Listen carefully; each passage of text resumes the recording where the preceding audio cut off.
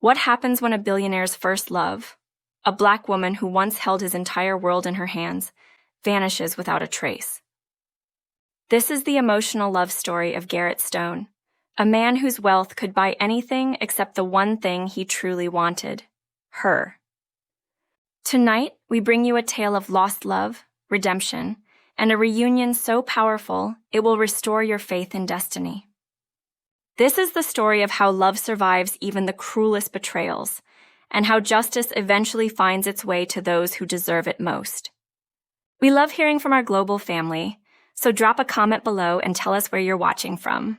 The business deal that brought Garrett Stone to Austin was worth approximately $300 million, a tech firm acquisition that would expand his company's reach into the Southwest market.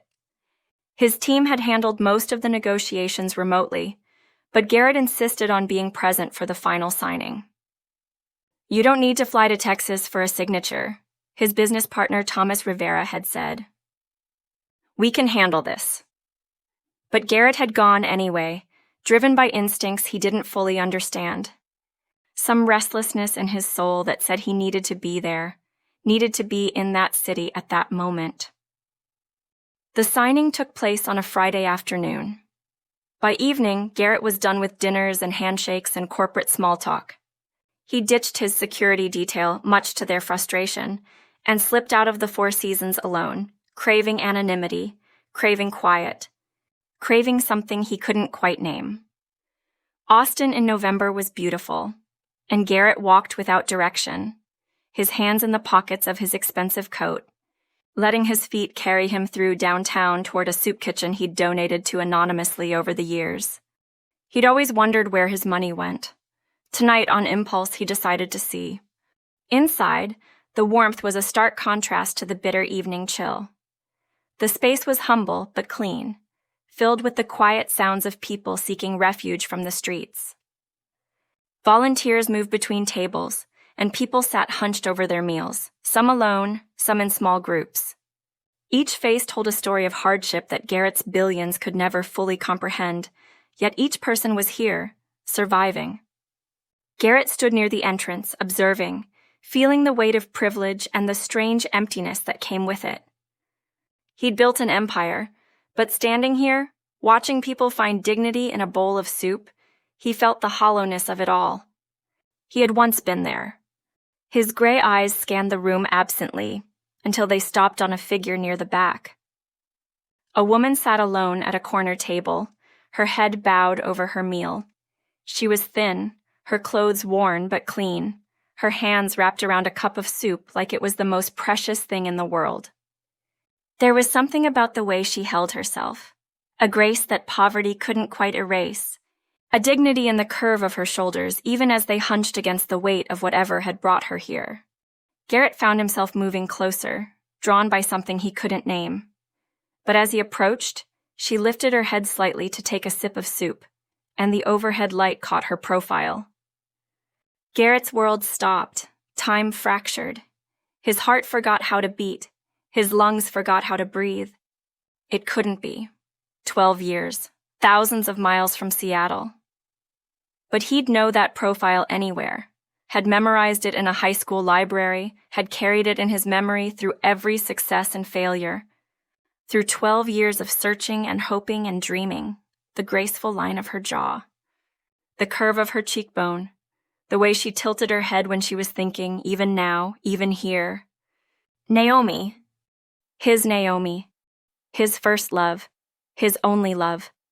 The woman who'd seen him when invisible at his lowest, and never knew she'd stolen his heart in the process. But she was supposed to be in Seattle, married, thriving, living the life she deserved. Not here, not in a soup kitchen, not looking like life had beaten her down and left her for dead. What happened to her?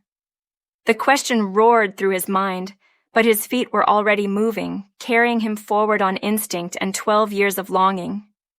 He crossed the space between them, his expensive shoes silent on the worn floor, his heart hammering so hard he could feel it in his throat. She didn't notice him approaching. She was too focused on her soup, eating slowly, deliberately, like someone who'd learned to make small portions last. Her hands trembled slightly, from cold or hunger or exhaustion, he couldn't tell. Garrett stopped beside her table. His shadow fell across her bowl. She tensed immediately, her body going rigid. "I'm not looking for trouble," she said quietly, not looking up, her voice rough from disuse but still unmistakably hers. That voice. God, that voice. Rougher than he remembered, worn by time and hardship, but still hers. Naomi, just her name. One word carrying 12 years of grief, love, searching, hoping, praying. She froze completely. The plastic spoon in her hand hovered halfway to her mouth, soup dripping back into the bowl. For a long moment, she didn't move, didn't breathe, like if she stayed perfectly still, this moment wouldn't be real. Then slowly, so slowly, she looked up. The moment their eyes met, Garrett felt like he'd been struck by lightning. Those warm brown eyes that had haunted his dreams, that he'd spent 12 years searching for, that he'd convinced himself he'd never see again. They were staring at him now, wide with disbelief. Recognition flashed across her face, then shock, then absolute horror. No. The word came out strangled. She stood abruptly, the chair scraping against the floor, her hands shaking so badly she nearly knocked over her soup. "No, this isn't. You're not. It's me, Naomi. It's Garrett." She backed away from the table, shaking her head frantically, panic rising in her chest like a tidal wave. Of all the people, in all the places, why him? Why now, when she was at her lowest, when she had nothing left, when she was barely surviving? "You need to leave." Her voice cracked, tears already forming in her eyes. "Please, just go.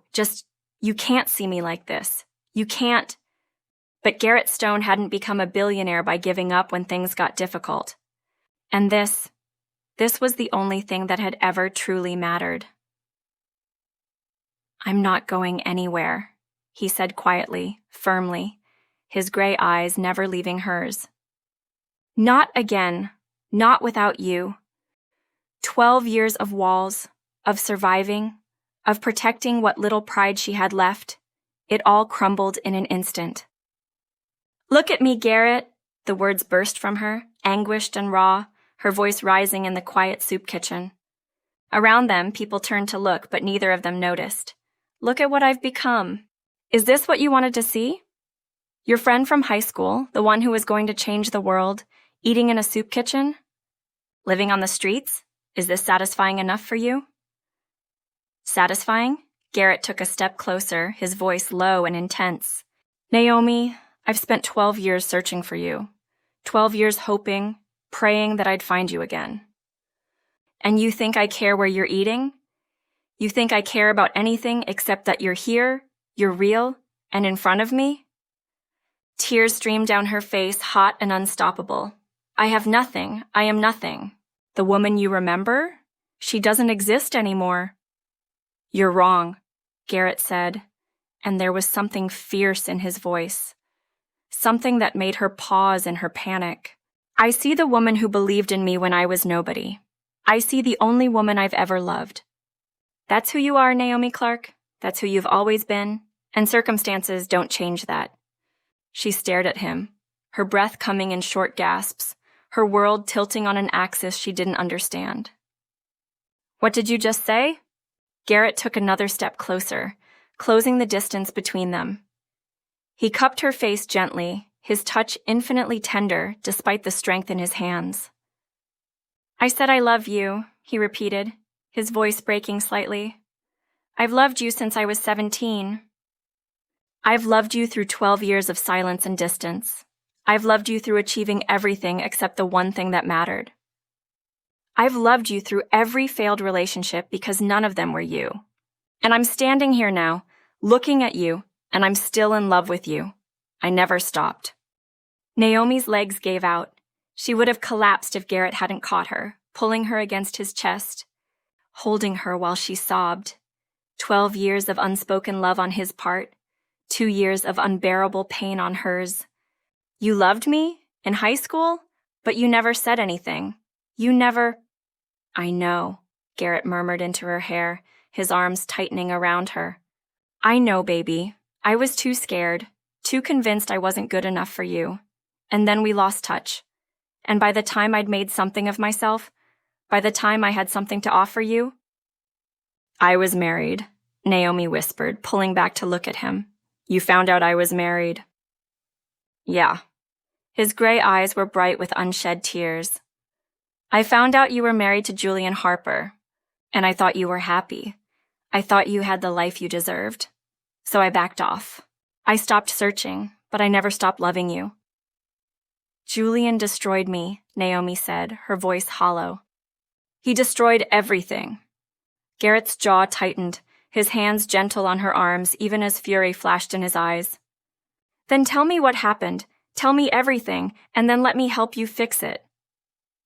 Around them, the soup kitchen had gone quiet, and volunteers and guests alike watched this scene unfold. Naomi, please, come with me. Let me get you somewhere warm and safe, and then when you're ready, tell me everything. Garrett spoke in a voice soft. Garrett, you can't just swoop in and... Why not? He asked simply. I've been waiting 12 years for the chance to take care of you. Please, please let me do this. Naomi looked into those gray eyes that held no pity, only love and determination, and something that looked an awful lot like hope. Okay, she whispered, okay.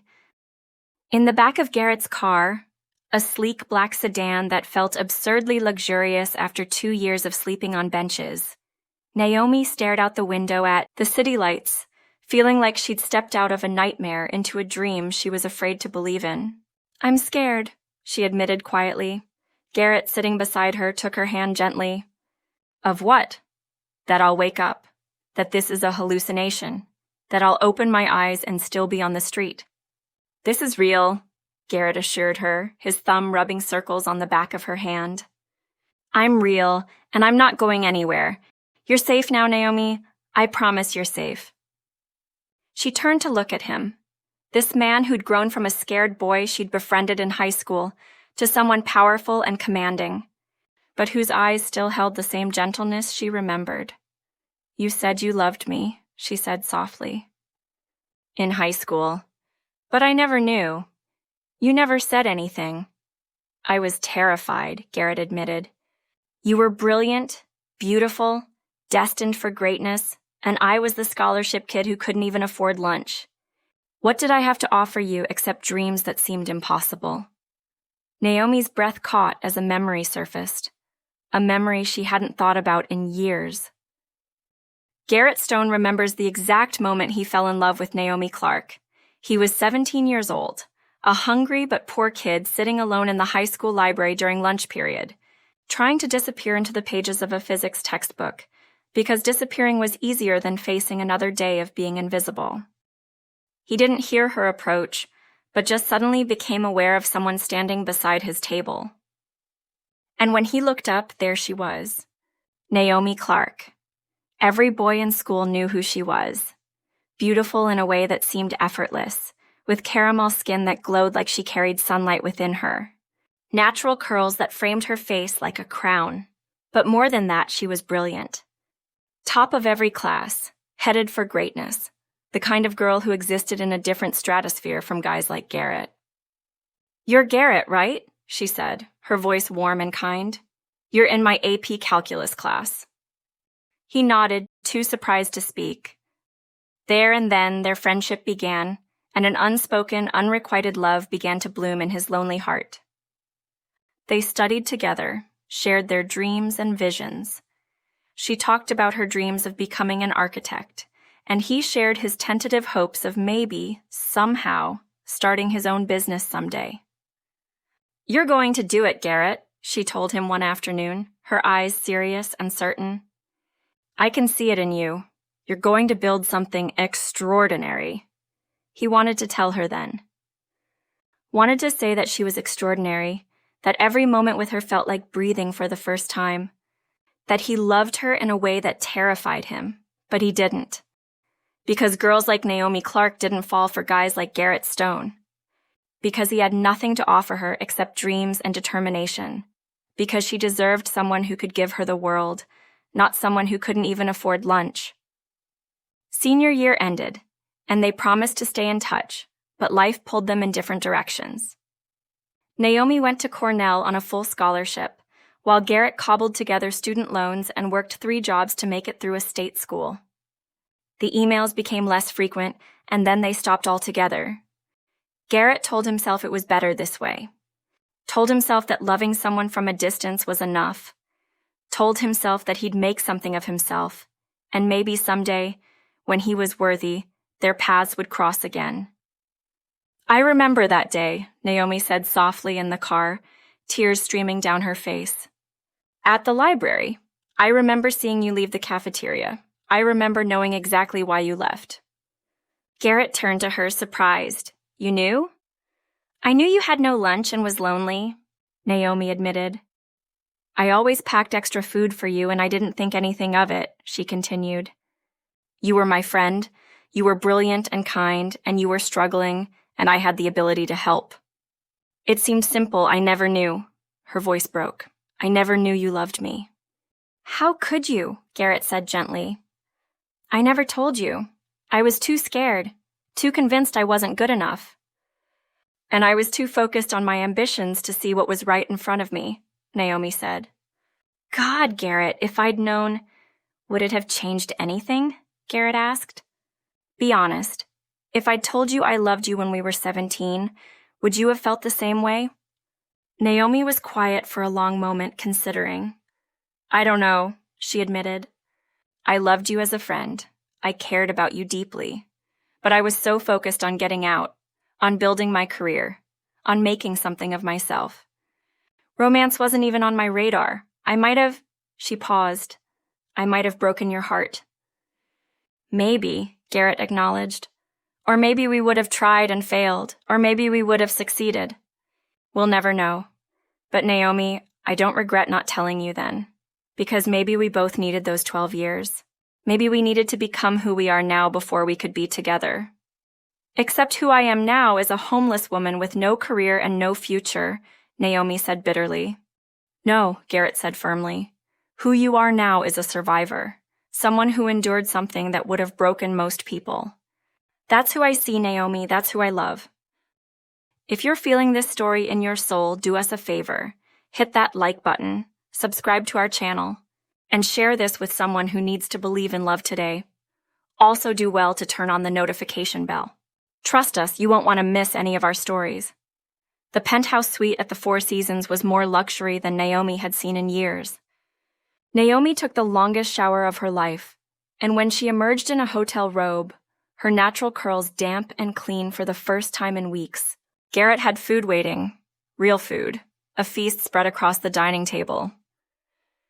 "I didn't know what you liked anymore," he said almost shyly, "so I ordered a lot." Naomi sat down slowly, overwhelmed. She ate slowly, and Garrett waited patiently, just watching her, gratitude and love written plainly on his face. "I'm broken, Garrett," she said quietly when she was done eating. "Then tell me what broke you," Garrett said. "Tell me the whole story from the beginning. What happened after high school? What happened with Julian? How did you end up here?" So Naomi told him. The words came haltingly at first, then faster, 12 years of life pouring out like water breaching a dam. She told him about graduating top of her class and joining Donovan Partners in Seattle, one of the most prestigious architectural firms in the Pacific Northwest. Marriage wasn't even on my mind until I met Julian Harper at an industry event.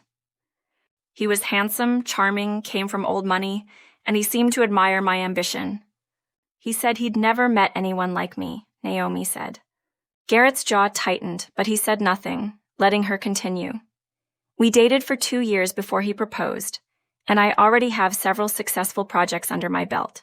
Julian seemed supportive, celebrated my successes, and I thought we were partners. She paused, taking a shaky breath. The first year of marriage was good, but slowly things changed. He started making comments about how much I worked and how I was always putting my ambitions before him. I tried to balance it, tried to be the wife he wanted while maintaining the career I'd built. But it was never enough. Garrett reached across the table and took her hand. She squeezed it gratefully, drawing strength from his presence. Then came the Riverside Commons project, Naomi continued, her voice dropping. It was going to be my masterpiece. A mixed-use development that balanced commercial viability with environmental sustainability. Revolutionary design. 2 years of my soul poured into every detail. The praise from urban planners, the articles in architectural magazines. It should have been the pinnacle of my career. What happened? Garrett asked softly, though rage was already building in his chest. Julian couldn't handle it, Naomi said simply. Couldn't handle that his wife was getting more attention than him. Couldn't handle being Mr. Clarke at events. His ego couldn't take it. Tears started flowing again, but Naomi pushed through. The building collapsed after 3 months. Thank God it was at night. No one died, but several properties were destroyed, and the building was evacuated immediately. The investigation found inferior materials, altered specifications, corners cut to save money, and all the blame fell on me. But you didn't approve those changes, Garrett said, his voice tight. Of course I didn't, Naomi's voice rose. But somehow, there were emails with my name, approval forms with signatures that looked like mine, documentation of conversations I'd never had. The evidence was airtight. And when I protested, when I said someone had sabotaged my designs, I sounded like I was refusing to take responsibility.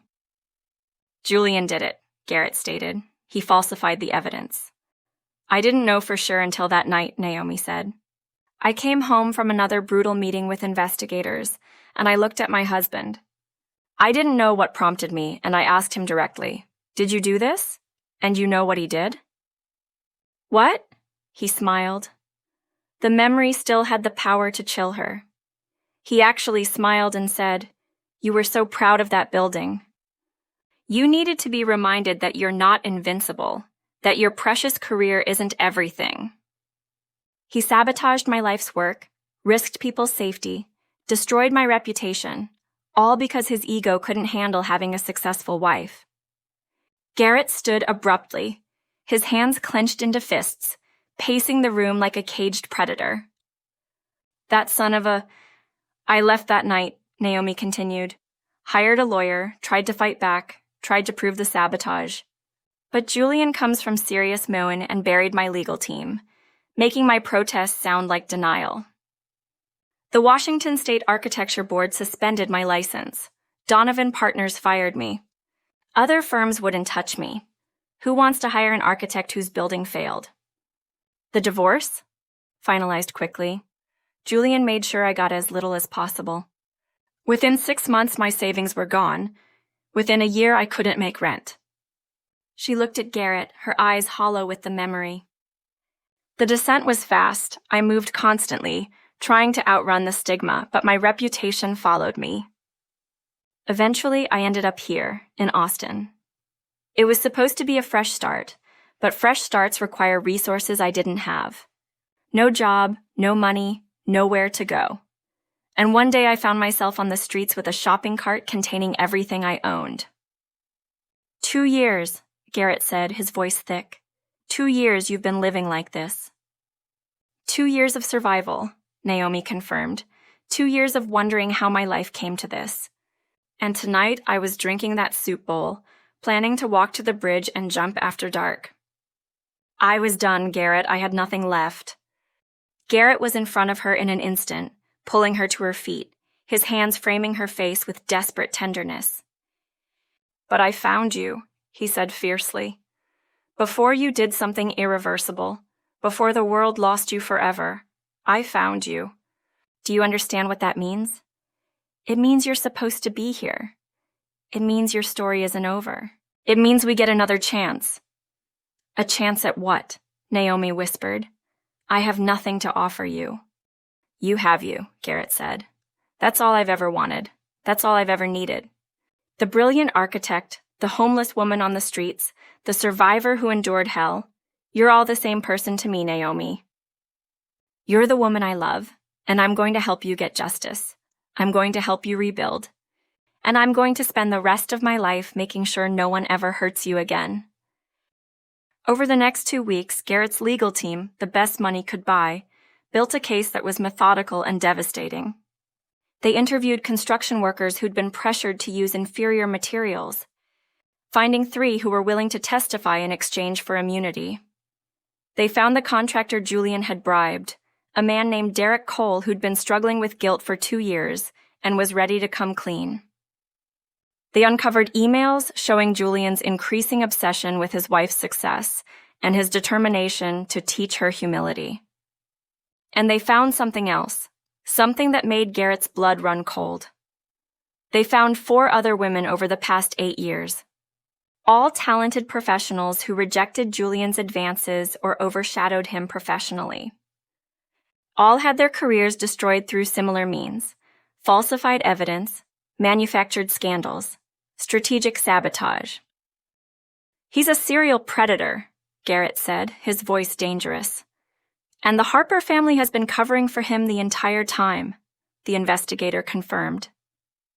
"Using their money and connections to bury complaints, intimidate victims, make problems disappear." When Garrett told Naomi, she went pale. "Other women? He did this to other women?" "At least 4 that we've found. There may be more." Garrett took her hands. "Naomi, this is bigger than just your case now.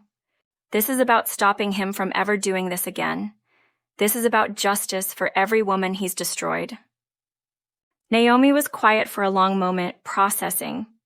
Then her jaw set with determination, the same determination Garrett remembered from high school, when she'd talk about her architectural dreams with fire in her eyes. "Then we go after him with everything we have," she said firmly. "Not just for me, for all of them, for every woman who couldn't fight back." "That's my girl," Garrett said, pride and love shining in his eyes. 3 weeks later, Garrett stood at a podium in front of a packed press conference room, Naomi beside him, her posture straight despite the nervousness evident in her trembling hands. Garrett reached over and squeezed her hand once, briefly, and they both addressed Julian's crimes after reporting to the appropriate authorities, and Naomi's innocence in a room full of reporters and cameras. The press conference made national headlines. By evening, Julian Harper was arrested at his Seattle office, let out in handcuffs while cameras rolled. The footage played on every news channel, the entitled son of old money, finally facing consequences. The Harper family's lawyers mounted an aggressive defense, but the evidence was overwhelming. The contractor and some construction workers testified about the bribes and threats. Digital forensics experts walked the jury through the metadata proving the designs had been altered on Julian's computer. And then, one by one, other victims came forward. Each woman told her story, and each story added another nail to Julian Harper's coffin. The trial lasted 3 months, and the jury deliberated for more than 4 hours. Guilty on all counts. Julian Harper was sentenced to 12 years in federal prison for fraud, criminal sabotage, bribery, conspiracy, and harassment. Outside the courthouse, reporters swarmed them. Naomi made a brief statement, thanking the other victims for their courage, and the jury for seeing through the Harper family's wealth and influence to the truth beneath. "This verdict doesn't erase the pain Julian Harper caused," she said, "but it proves that powerful people aren't above the law. It proves that victims who speak up can be heard. And it proves that justice, though sometimes slow, can still prevail." The Washington State Architecture Board issued a formal apology to Naomi the following week, reinstating her license with full honors and a commendation noting the injustice she'd suffered. Donovan Partners offered her a senior partnership with a public apology for their failure to support her during the investigation. Multiple firms competed for her attention, each one trying to convince her to join their team. But Naomi had other plans. "I want to start my own firm," she told Garrett over dinner one evening, 6 months after their reunion in that Austin soup kitchen. Clarke Associates, a firm that focuses on sustainable, community-centered design. Buildings that serve people who've been forgotten by society. Like you were forgotten, Garrett said softly. Like I was forgotten, Naomi agreed. I want to use what I learned during those 2 years on the streets. I want to design housing for the homeless that preserves dignity. Community centers that actually serve their communities. Garrett smiled, that proud, fierce smile that made her heart skip. How much do you need to get started? Garrett, I'm not asking you for money. I know you're not asking, he interrupted gently. I'm offering, consider it an investment. Your settlement from the Harper family will eventually come through, but why wait? Let me help you start building your dream now. Naomi looked at this man who'd loved her silently for 12 years, who'd found her at her lowest point and refused to let her give up, who'd fought for her justice and now wanted to fund her future. Why, she asked softly, why do all of this for me? Garrett reached across the table and took her hand, his gray eyes intense and sincere. Because I love you, Naomi Clarke. I've loved you since we were 17. I love who you were, who you are, and who you're becoming. I love that after everything you've been through, you still want to help others. I love that you're turning your pain into purpose, and I want to spend the rest of my life supporting your dreams, celebrating your victories, and reminding you every single day how extraordinary you are. Naomi felt tears prick her eyes, but these were good tears, happy tears, tears of wonder at how her life had transformed in 6 months. I don't know if I've said this clearly before, she said, her voice thick with emotion. But I'm in love with you too, Garrett. Not because you saved me, but because of who you are, kind and determined and patient. Because you've shown me what real love looks like. Because when I'm with you, I remember that I'm worth loving. Because you make me want to be the best version of myself. Garrett stood up, moved around the table, and pulled her to her feet. Say that again, he whispered, his hands framing her face. I love you, Naomi repeated, smiling through her tears. I'm in love with you, Garrett Stone. He kissed her then, slow and deep and full of 12 years of longing, 6 months of healing, and a lifetime of promises yet to be made. When they finally broke apart, both breathless, Garrett rested his forehead against hers. Marry me, he said. Naomi pulled back, her eyes wide. What? Marry me, Garrett repeated, and suddenly he was on one knee, pulling a small velvet box from his pocket. I bought this ring 6 years ago, right after I made my first million. I was going to propose if I ever found you. I've carried it ever since, waiting for the right moment. He opened the box, revealing a stunning diamond ring, simple but elegant, timeless and perfect. Naomi Clarke, you are my first love and my only love. You're the reason I built an empire, and the reason nothing I achieved ever felt complete without you.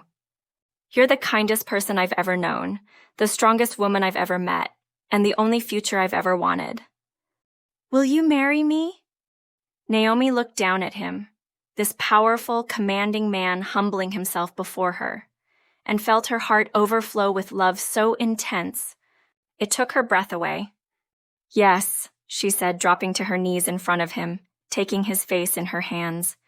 Yes, Garrett, 1,000 times yes. I'll marry you. I'll spend the rest of my life with you. I'll build a future with you, yes to everything. He slipped the ring onto her finger, a perfect fit, and kissed her again, sealing the promise they were making to each other. And in that moment, in that penthouse overlooking a city that had once seemed so cold and uncaring, 2 people who'd been separated by time and circumstance and life's cruelty finally found their way home, to each other. This story reminds us that love often grows quietly, waiting for its perfect moment to bloom. It teaches that our darkest seasons don't define us. They reveal our strength, and that justice, though delayed, will always find its way to the deserving. If you're hurting, forgotten, or on the edge of giving up, remember, your story isn't over.